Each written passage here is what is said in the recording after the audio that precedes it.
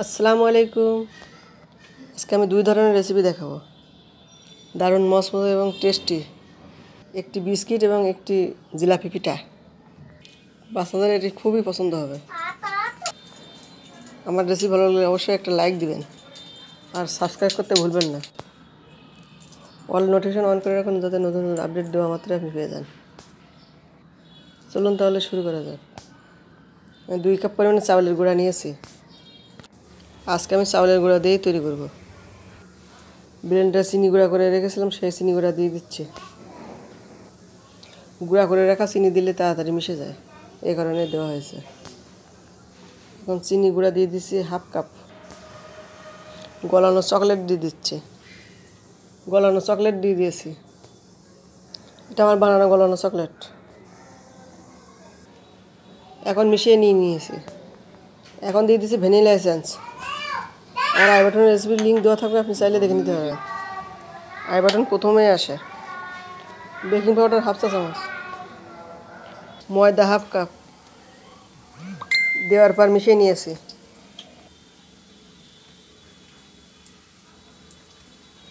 একটি বিস্কিটের প্যাকেটে ঢুকিয়ে নিয়ে জিলাপি শেপ দিয়ে ভেজে নিচ্ছি। আর এক ভাগ দিয়ে আমি বিস্কিট বানাবো।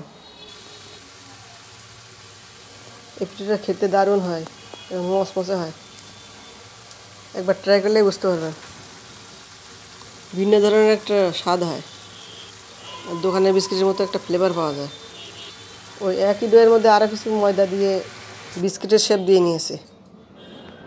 একটু শক্ত ডো বানিয়ে নিয়েছি। তারপর বিস্কিটের শেপ দিয়ে ভেজে নিচ্ছি। কাঁটা চামচের সাহায্যে ডিজাইন করে দিয়েছি। আপনি চাইলে কুকি কাটারের সাহায্যে ডিজাইন করে নিতে পারেন। এরপর ডুবো তেলে ভেজে নিয়েছি।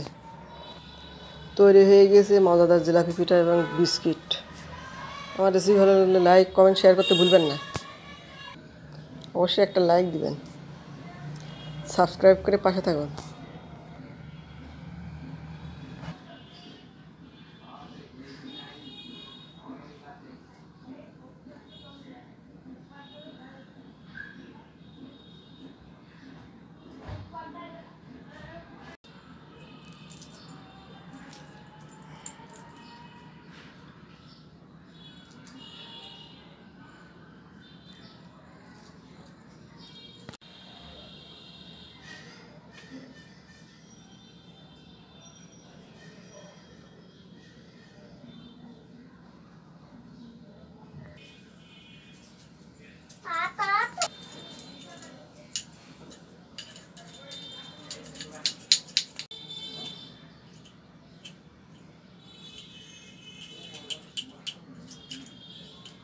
এখন বিদায় নিচ্ছি। আল্লাহ হাফেজ।